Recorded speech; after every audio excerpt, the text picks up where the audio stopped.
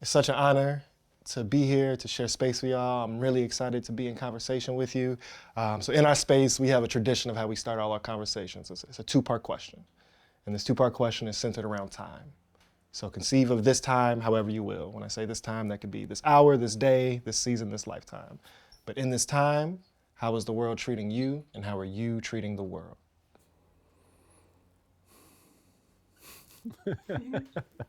You heard the big sigh. I would say, in large part, the world's treating me good. I feel like I'm weighed down with a lot of burdens and tasks, and how I'm treating the world, I would say in the best way that I know how. I'm learning how to rest. And I feel like the world's allowing me to learn how to give and how to take and like how to receive. And how am I treating the world? I think with intention. I feel like I'm in a space where I'm just trying to be present and be engaged, and just things are precious. People are precious. Moments are precious. So I'm just taking it all in. A lot of times when folks think of work, we like reduce it to job title and position. But I want to know from your understanding, what is the work that you do? For me, the work is being present in community with people, hearing each other, taking time to hold each other, choosing healing. Sometimes it looks crazy, but it's important. For me, the work is whether moments are hard or whether they're beautiful and amazing, it's just being present, being together, and choosing to see each other, to hear each other, and to honor each other. Yeah. And even generationally, like we can't leave out the people who came before us, and we need the people who are coming behind us, and we have to all somehow work together so that each generation can get the healing we need. Aaron, how about you? How do you understand the work? I would say just, for me, it is trying to support those that either weren't given the chance or the opportunity, didn't have the wherewithal to take it, didn't have the understanding of what it was actually being offered in the best way that I can to, try and assist and support and change trajectories. I hear that. So I want to build something you just said. You very intentionally used the word choice or choose a few times in talking about the work, and you specifically said choosing to heal. And so for both of y'all, I want to go into like making the choice of healing. Because I think we can sometimes understand it as like a passive thing. I get a cut and then it just heals for me and then it scabs up. But in the work and in our relationships, healing doesn't often just come organically or naturally or passively. So tell me about the journey of making that choice and what that taught you about what healing actually is. Yeah, I would say like choosing healing started for me with working in the schools, like 10 years ago, being in my community, in my neighborhood, seeing young people who need help and need support, and end up working in the schools. And when you're there day to day, life is real. And it don't matter how old you are, you have something you're going through sometimes. And so for me, choosing to heal started with like not thinking about myself. It started off thinking about others. And in thinking about others, I knew I had to like check myself too. I can't just be out here wanting my family to heal, my friends to heal, my community to heal if I'm not bringing myself through that process. And so for me, it's been a continual journey of like reflection of what are the things I'm carrying, what's weighing me down, how am I hurting, am I acknowledging it, am I avoiding it? I have some avoidance seasons, I won't lie, I wouldn't talk about it, I wouldn't think about it, but it's choosing to identify what are the things that are coming up. And it's really moment to moment, season to season. It's like something might come up in this season that I ain't never ever thought about, or something else might come up, and it's like just being present in each season, recognizing what's happening in myself and in others, and then choosing to sit with it, choosing to opt into community. Like there's so many people in community who are choosing to heal. And a lot of times it's just a conversation. A lot of times it's just, how are you doing? and starting right there and building relationships and being intentional with the relationships that are built. But for me, choosing to heal has always been in community. It's always included faith. For me, it's always been asking God 1,001 questions and then trying to find the answers, and just being open to others, being open to know I don't got it all figured out. I need help. And what tools are available for me to get help and for the people around me to get help. And it connects actually, Aaron, as you were talking, you were saying working with a lot of folks more or less who don't have access to maybe making that choice for healing, even if the desire is there, or even if locating that desire is maybe blocked off. For you, do you remember a time where you had to make that choice? Being stuck in the place that I was for, so long, and it was just finally coming to a place of, why am I like this? A place of not wanting to hurt no more, not wanting to hurt people no more, and trying to understand and figure out why. That was probably the starting point of my healing. Healing is never ending. Like so many folks, just having to endure so much, having to experience so much is what caused a lot of that, and not knowing how to deal with it. It's crazy because I was just having this conversation with the number 1 and 2 prosecuting attorneys in the juvenile division, and having a conversation about accountability, and dealing specifically with juveniles. It's like, they say the science and the study shows that the human mind is not fully developed until your mid-20s. And you want someone to have And a little bit after that too sometimes. Yeah, I mean. No, but I know what you're saying. 100%. I always steadily hit them with this question in regards to accountability. How can you say you want accountability for someone that's probably, they say that you don't have culpability. So how do you understand accountability if you don't have culpability? Yeah, right and wrong, but if you don't understand what those extent of those things are, how can you have accountability? And then you compound, all the generational traumas, all the environmental issues, childhood traumas, everything that, a lot of us have to endure, which delays it even more. If that's a hindrance, then you can't get to accountability. And so we're having this conversation kind of in the frame or in the house of transformative justice. And so I want to, as we're thinking about accountability, as we're thinking about healing, like hold those concepts in that home. And for folks as yourselves that have, found a room in that home of transformative justice, when you first entered or encountered the notion of transformative justice, what did it sound like? What did it feel like? What did you think it was? And what do you know it to be now as folks that have been in the work? At first I was like, what's this? Like, I was kind of closed off because it was a different way of being. It was a different way of connecting with people. It was a different way of being intentional, of being open, of seeing people and accepting people. So at first I was just like, what is this? Like, is this group therapy or what? Like, it was just different. And then what I noticed is that it was community.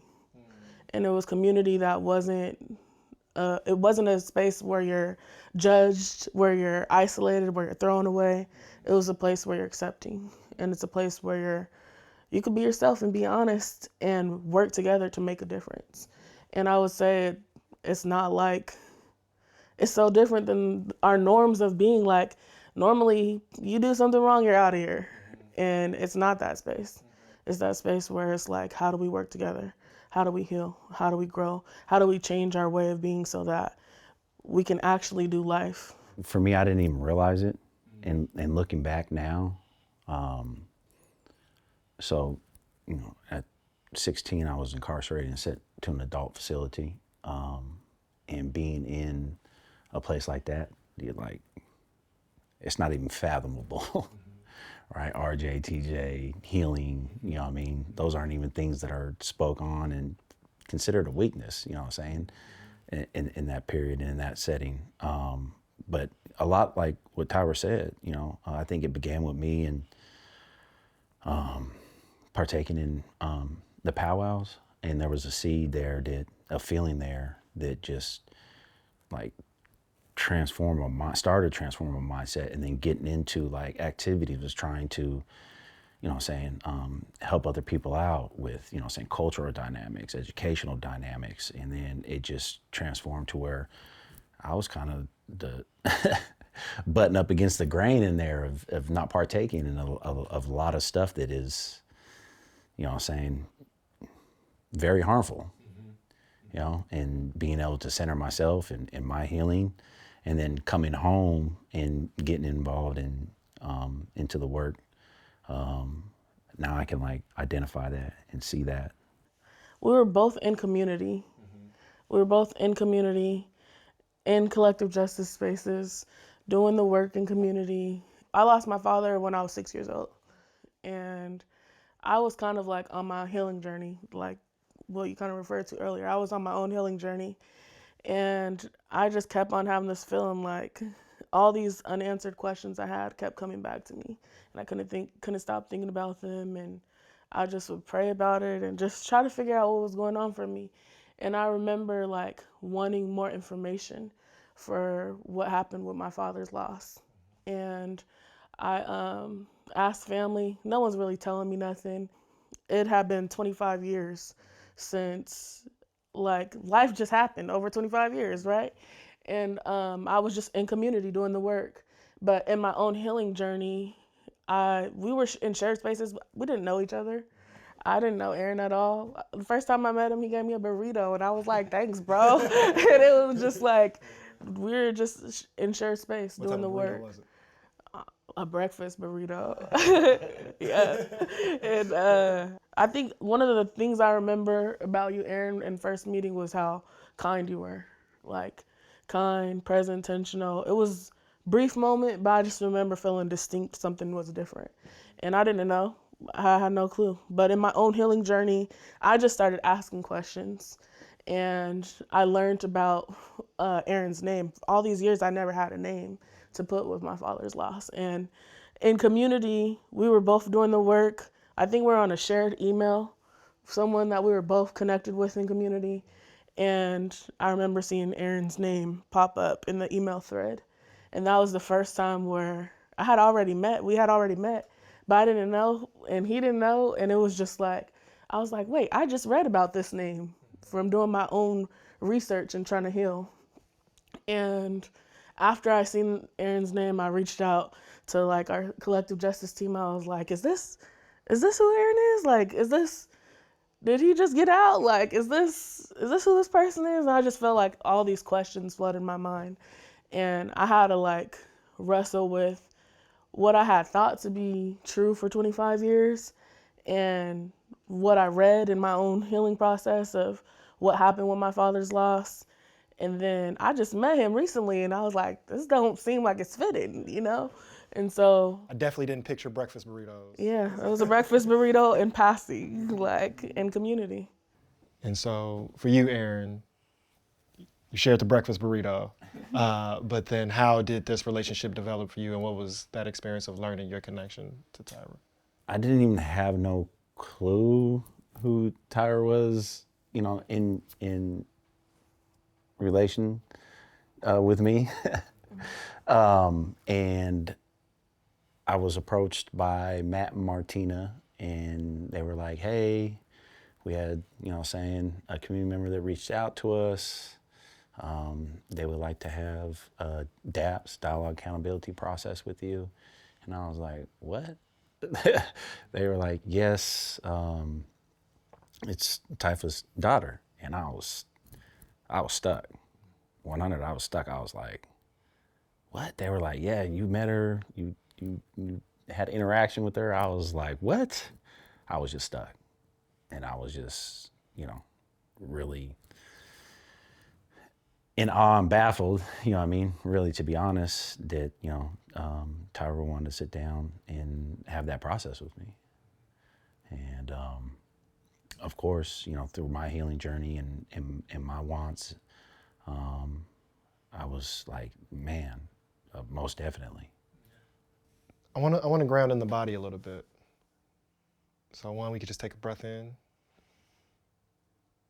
and release. And if you have any memory in entering into that process, how did it show up for you physically? How did it show up in your body? I was a hot mess. Like when I first started putting all these pieces together, I think like for me, years of things I didn't deal with started to come back up.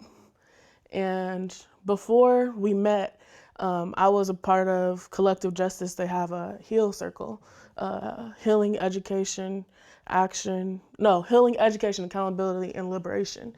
It's this 6-month circle for families impacted by gun violence. And I was in that circle. I just coming off of the cusp of COVID, lost 14 family members in COVID, during COVID for different reasons. And I came into the space to heal. And through grieving, the first loss that came up for me was my dad's loss. And that was the first loss when I was a kid. So for me, coming through that and then still being in community doing the work and then coming to this opportunity, part of me, I knew there was no other way for us to address this. But then I had to question myself, like, I've been doing healing circles, I've been in the community, I believe in this work, but do I believe it for this? Do I believe it for myself? Because right now I can't sleep. Because right now, like, memories are coming back of not having my dad and wanting to have a dad, and memories are coming back, and I have a couple memories of my dad, but not many. And just life started flooding my mind. And I couldn't sleep for like a month. And I had to really like anchor myself. And I had to think about my faith. Like I questioned God 1,000 million times. I still feel God's love, but I had to question and really anchor myself. My friends, like my closest friends and family who were supporting me, they helped me be regrounded. They helped me and reminded me of my values. But for me at first, it was a struggle. I cried in ways I never cried. And I had to process everything that was coming up. But for me, even in that moments of like being flooded with emotion and being flooded with like big feelings and grief and sadness, I still had peace. I still had peace. I still had hope. I still knew like forgiveness was my only choice because that's something I value. And so I felt, even though it was a struggle, I also had a lot of peace and I felt really grounded that I knew this conversation had to happen. I want to come back to what that support looked like, but for you, Aaron, how did it, entering into this process, show up for you in your body? Man, it was heavy. Super, super heavy. And, you know, like Tyra spoke to, there's a lot of things that, you know, saying resurface with that. And this is another process that like really affirmed my belief in, you know, saying healing is never ending. As good as a place that I've been in my life, it resurfaces, you know, all sorts of different things. And this right here really brought up a lot of different things. And I always share this because it's super pivotal to me and to Tyra in, you know, saying I feel like in both of our healings. But I too had just finished the Heal Circle. And being in this work and everything like Tyra said, but the biggest thing that really resurfaced and hit home in this situation is, you know, saying in regards to my father, because when I was 14, I was with my father when he was shot and killed, you know. And I always say this because this is what really drove home a big part of my change, you know, saying the majority of my change in making that decision to heal and change. Having experienced that and lived through that, and then like correlating that to Tyra and realizing, you know, saying what I inflicted on not just Typha and Tyra and her siblings and her family, and the impact that happened, you know, the impact that had, it was like doubling down and reliving on the impact and the experience that I had and all the traumas that came with that amongst my siblings. And it's still crippling to this day. You know, I just went and got my brother out of the hospital from being shot, you know? So yeah, there's so many things that resurface with that, you know, and coming back to that, no longer wanting to hurt anybody ever again. And it's something that I've always wanted to do when I finally came to that realization, you know, being able to give the opportunity of some healing, you know what I'm saying, to Tyra and anybody in her family. I'm moved by just hearing that cycle of loss and harm and how that reperpetuates itself.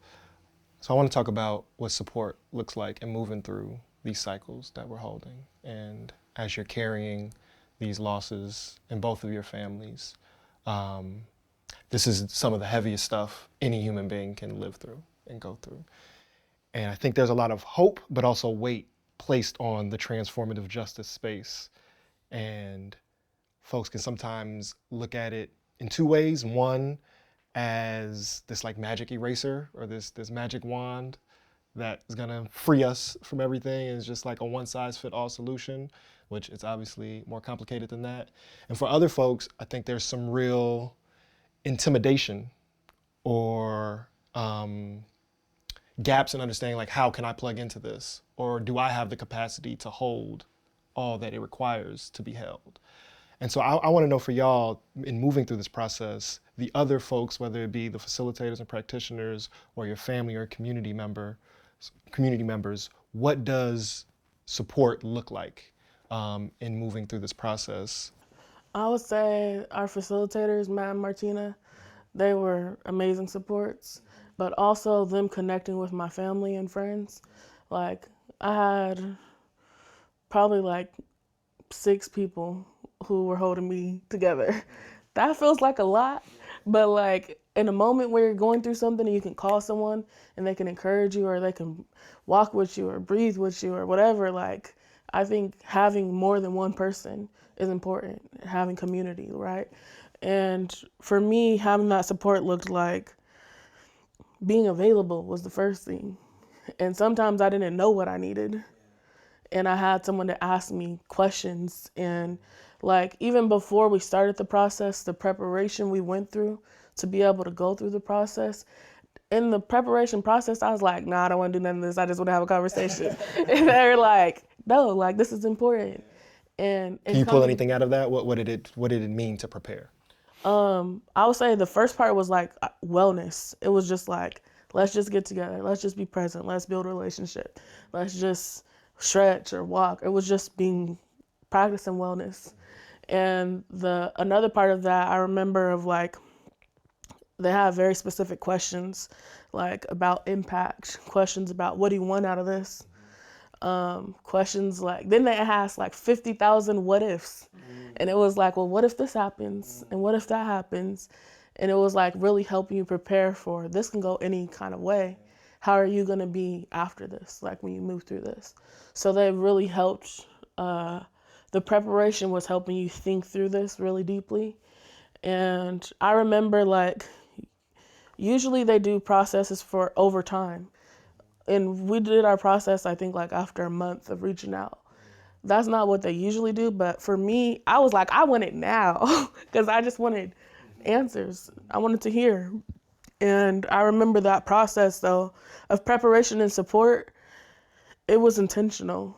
That was the main thing, it was intentional. Sometimes it was a walk, a talk, a prayer, reading something, but it was always intentional. It was always specific. The goal was specific. The goal was, I know I want to have this conversation, but this is where I'm at right now, and I don't know how to get there. And it was like moment by moment in that process of being present and then moving towards the goal. I always call that piece the intentionality piece. That's how I was referred to it. Because at first I was just like, Tyra, you know, I'm ready. You know what I mean? I specifically remember telling Matt, like, if she just wants to sit there, spit on me or slap me, I'm with it, bro. I'm ready. I know what to say. We don't need to go through all this. But that the intentionality that Matt and Martina held, I feel like there couldn't have been anybody else that could have held that. a lot of things like Tyra said, just sitting down, you know, saying, away from everybody. You know, how are you feeling? How are you doing? Let's get a coffee. Let's take a walk. And then all the other stuff that the process that went through, like the pod mapping, you know, how do you feel, you know what I'm saying, when things arise? How do you deal with that? What do you like? What don't you like? Identifying support people, you know, writing letters, going to the support people, laying that out to them. Like, this is the process that I'm going through. These are some of the things that come up. This is how I feel. This is what, you know, saying I tend to lean to or not lean to, and this is what I would like from you. These are the things that I don't like. And then, you know, saying all the other intentional pieces that came with that, all the questions that they asked, like, you know, what is the goal of this? What is the purpose of this for you? What do you want to give? What do you want to receive? Right? What do you want to convey? You know what I mean? Like Tyra said, what if this happens or this happens? And it's not just, you know, even going through like past experiences, like sitting down and writing about, you know, saying your upbringings, you know what I mean? And flushing through those. It really gave an intentionality, a purpose, a healing dynamic to it, so that it set us to a good place to be able to come together and actually have that, you know what I'm saying, that circle, that conversation, that talk with each other prior to bringing us together. It was, I don't know how it would have went without that, but it was perfect. There's so much that's resonating or that I'm moved by. One, the fact that y'all had already been doing work before entering to prepare, right? Like, I think that's something that folks need to really take with us, is like, this work needs to be happening now, because when we get to the heavy load, there's already some like muscles and learnings that are going to be really valuable that we need. And the other thing that really sticks out is what y'all needed to prepare for this process sounds a lot like what all people just need. And it speaks to the void of community structure in our larger society. The fact that it is rare to have someone sit down with you and say, what's coming up for you? What do you like? What do you not like, right? Just to be able to take that inventory of your own spirit and your own body and positionality to do anything, but particularly something of this weight. And so for folks watching this, for folks who have come across or learned your story, what do you feel is important for people to know about y'all's process? What are some of the things that you learned that you feel are of value for other people to have to wrestle with? The first thing that comes to my mind is starting with yourself. Like, you got to be able to dig inward, identify wherever hurt, pain, trauma, whatever you're dealing with. You got to identify your own rocks, right? And then be able to figure out what you're going to do with them. You could build something with them. It could be powerful. You got to choose, though. Like, when you identify what you're going through, start small. It don't have to be big. You can take 5 minutes and journal. Don't ever look at it again for a while if you need to. Like, just start. Start with yourself. Identify what you need to heal, and bring people in. We ain't meant to do this stuff alone. It's hard when you try to do it alone. But when you find community and people who you can hold each other and support each other, find that. Because this is how we do it. It's not, nobody can do this alone. We need each other. We learn from each other. There's so much wisdom that we gain from each other, and just be open. Like, entering the process with an open mind. I felt like there was like a lot of things that I believed from being a kid, of like whisperings and murmurings of like what could have happened or why it had happened. And I had to be willing to disregard everything I knew and ask these questions and accept this is the truth, and be okay with wherever it is. And I think like just being open-minded, being willing to work on yourself, and know it's not about changing others. Like, I'm not here to change Aaron. He's not here to change me. We're both on our own healing journeys, and we cross paths. And this is a product of that.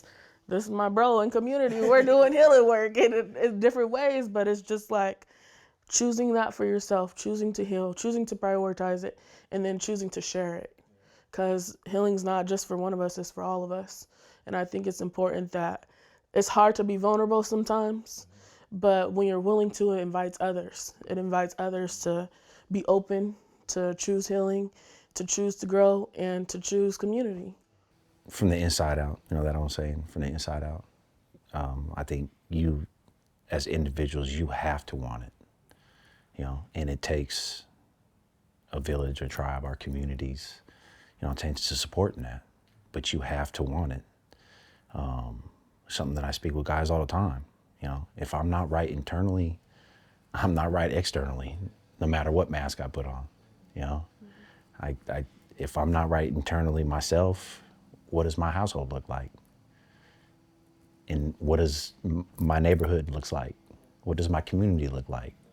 The other thing I'll say is be honest with yourself and challenge yourself. Like, something might be uncomfortable, recognize it, but be honest and challenge yourself so you can really push and gain something out of what you're going through. So as we start to wind down, just the courage of what y'all have taken on is so beautiful and so poignant for me. I just want to know, like, what has making this choice to heal and to heal even with each other made more possible for you in your life, in your work, in your relationships, and the fact that now y'all have this relationship with each other? One thing for me I've noticed it's impacting is my family. And I was really curious about that. Was it hard? Did everybody agree, or was there any tension of you? Well, in the process, I didn't tell my family. Wow. Going through the process, only a couple people. But I didn't want to. My family's in different spaces in life. Everybody ain't gonna handle things the same as me.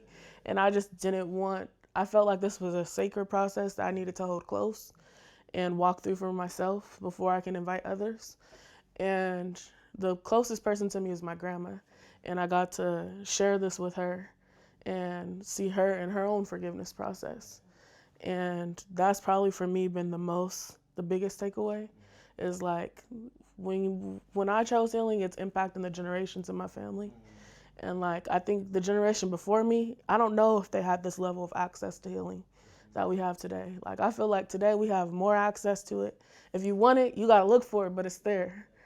And I just think that that's been the most, for 25 years, I watched the impact of my dad's loss impact my whole family, impact the way holidays are, impact the way gatherings, anything, it's present. And for me to be able to walk with her and just see like peace, that's been a blessing for me. That's been my biggest takeaway. And then even just being able to continue to talk about it. I feel like every time we talk about it, there's been some level of even more healing I didn't even know. And it'd be like, what? Oh, okay, cool. Like, we went to Hawaii and I got some K-Swiss because my feet was hurting, so I had to buy new shoes. And I had a memory of my dad that I never had. That just, in tying my shoes, I remember being a little kid putting on K-Swiss. And I was so happy, and it was just like, every time we get together, I continue to get more healing. And it's just, I'm grateful. For you, Aaron, what has this process made more possible in your life? I think for me, it's like really strengthened, solidified, my choices, my walk even more. Being able to, build this relationship with Tyra, if it wasn't for Tyra, the person that she is.